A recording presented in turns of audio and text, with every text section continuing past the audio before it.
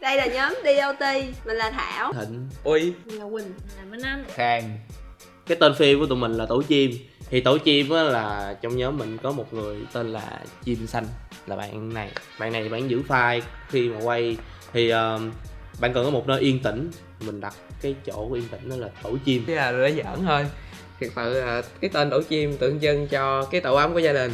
Khi chim non lớn lên á, thì nó phải biết bay đi và rời khỏi tổ, tập một gia đình mới của mình, phải biết bươn chải, đối mặt với cái khó khăn của cuộc sống. Giống như là nhân vật của chương chính trong bộ phim này vậy. Bởi vì mình mới quyết định lấy tên là Tổ Chim. Nội dung phim á, dựa trên một câu nói của người bạn Thịnh.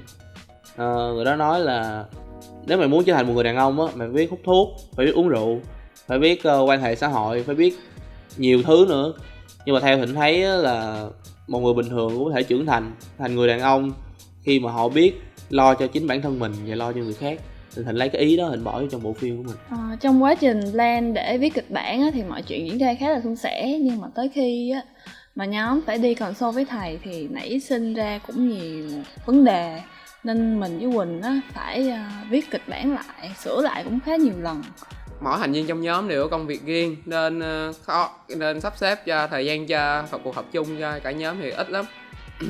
Mà mình còn có những cuộc họp như vậy để mà bàn về cảnh quay, rồi góc quay với lại kịch bản, nhất là color scheme cho bộ phim của tụi mình. Đưa tiền cho lúc mà đang đứng, đưa tiền cho người ngồi là thấy là mình, nếu mà so góc quay á, là quay từ dưới lên thì ông kia sẽ quyền lực hơn là người từ trên quay xuống. Về nhạc của phim thì cả nhóm đã quyết định sử dụng bài Tuổi Thần Tiên của ca sĩ Thái Hiền.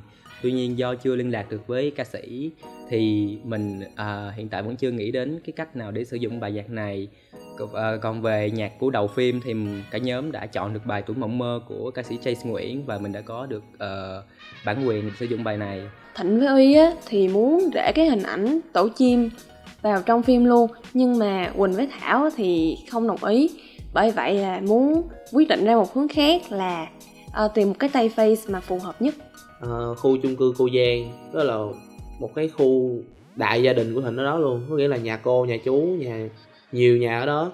Và mình chọn được một cái phòng, và cái bối cảnh ở trong cái phòng đó nó rất là hợp với lại cái trí tưởng tượng của nhóm mình. Nó có cửa sổ, nó có cửa chính. Rồi mình quyết định mình lấy cái phòng đó. Cái điểm thứ hai á, là nhà để xe.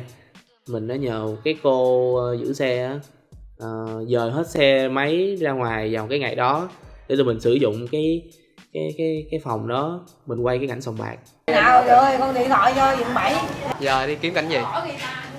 Giờ mình sẽ đi kiếm cái cảnh mà nhân vật quẹo vô một cái đường hẻm nhỏ. Đi ra sòng bạc. Đúng không? Ok.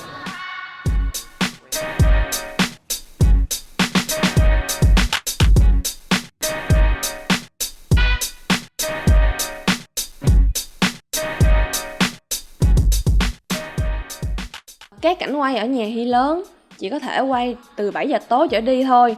Nên chúng mình phải tới sớm hơn để set up.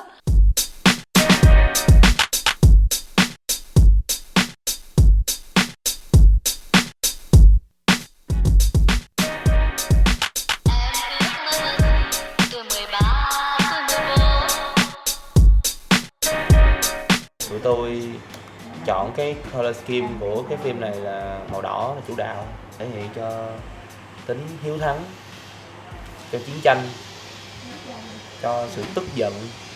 Nhân vật chính trong phim này thì hội tụ đủ những cái phẩm chất đó, những cái tính chất đó. Cái scene này quá nhiều màu đỏ, nó đã quá nhiều rồi, bỏ. 5, 30, 48. Rồi mở cửa. Đóng cửa lại. Và cái cảnh đó đóng máy rất là trễ, 1-2 giờ đêm mới về được tới nhà. Sau khi mọi người dọn dẹp ở chỗ nhà Hy lớn để quay á, thì tới cái phần trang trí thì mọi người quyết định trang trí bằng hình xăm dán lên tường. Thảo về Thảo cũng tìm research hình, xong rồi in ra, cắt dán lên tường, làm kiếm hình cũng cả buổi luôn, nhưng mà dán lên thấy cũng đẹp, thích.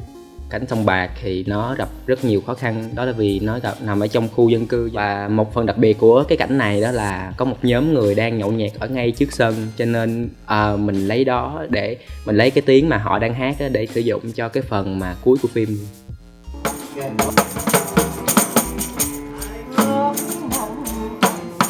tới cái cảnh set up ở sòng bài á, thì có rất là nhiều diễn viên phụ, thì mọi người là bạn của nhau không à, cho nên là từ diễn viên tới đạo diễn tới mấy thành viên khác đều set up phụ nhau, thì cái khoảnh khắc đó thấy rất là vui. Về phần lời thoại á, thì lúc đầu nhóm quyết định là sẽ cùng nhau bàn bạc để đưa ra cái lời thoại cuối cùng, nhưng mà sau cái ngày quay đầu tiên á, thì thấy là cái lời thoại nó chưa có được thuyết phục và chưa thật lắm, nên nhóm nghĩ là để cho diễn viên diễn đạt cái lời thoại theo bản thân họ, nhưng mà dĩ nhiên là vẫn giữ cái ý chính của nhóm. Còn về khoảnh khắc vui nhất á, là lúc đó là cái cảnh quay trong sòng bạc, cảnh đánh lộn á, là thằng Thịnh nó nghĩ cái cảnh quay sẽ nhẹ nhàng hơn nhiều, chứ không có nó drama, nó nghĩ nó drama hơn chứ không có kịch tính và thiệt sự như lúc mà quay. Và lúc đó mọi người đều chỉ trích về nó.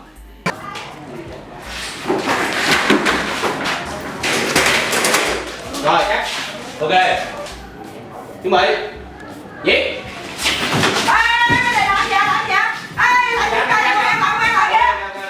Thì tôi đâu biết là nó ghê gì đâu, tôi tưởng tượng là quýnh lộn nhẹ nhàng. Ông kia ông lật cái bàn cái tôi hết hồn.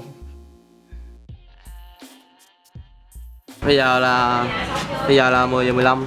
Dọn chọn dở liên quan lên. Dạ chúng tôi xong trước cái tiến trình 1 tiếng đồng hồ. Nhưng mà giờ phải dẫn diễn viên đồ đi ăn. Cái địa điểm thứ ba là nhà của bạn Uy. Ở bên đó thì nó yên bình hơn, nó an toàn hơn, nhưng mà ồn do những cái tiếng sinh hoạt của người dân, và họ rất là hiếu kỳ, họ ra họ nhìn họ xem, cũng gây ảnh hưởng đến tụi mình nhiều lắm. 2 diễn viên phụ ở nhà bé Hy nhỏ có 2 chú lớn, một chú là chú của Thịnh, một chú là hàng xóm nhà Uy. Thì 2 chú đó chưa bao giờ gặp nhau hết, nhưng mà diễn rất là ăn ý và tự nhiên như là bạn lâu năm vậy. Vào cái ngày quay phim ở nhà Hy nhỏ thì nhóm tụi mình đã có coi dự báo thời tiết trước mấy ngày. Thì khi mà đang quay nửa chừng thì trời đã đổ mưa, mà mưa một cách rất là to. Nhất là bé diễn viên mà đóng vai nhân vật chính lúc nhỏ, bởi vì bé đó vẫn còn đang tuổi đi học, mà đang là mùa thi học kỳ á, bởi vậy rất là khó sắp xếp thời gian cho bé đó. Cái này sao? Ngày mai phải đi thi nữa đúng không? Thì cả nhóm quyết định là phải ngừng quay, tại vì không thể nào tiếp tục thu âm tiếp và đợi cho đến khi nào trời hết mưa thì bắt đầu quay. Trời ơi. 3, 2, 1, máy chạy.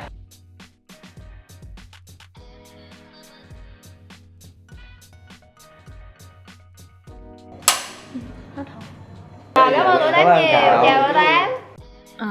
Và cái ngày quay cuối cùng á, thì tụi mình có một cảnh là mấy em học sinh cấp 2 phải hút thuốc với uống bia, nên là phải chuẩn bị khá là nhiều. Bia trong chai á, thì được thay bằng nước lọc, còn hút thuốc thì cũng là do một người khác hút để đảm bảo an toàn cho mấy đứa nhỏ.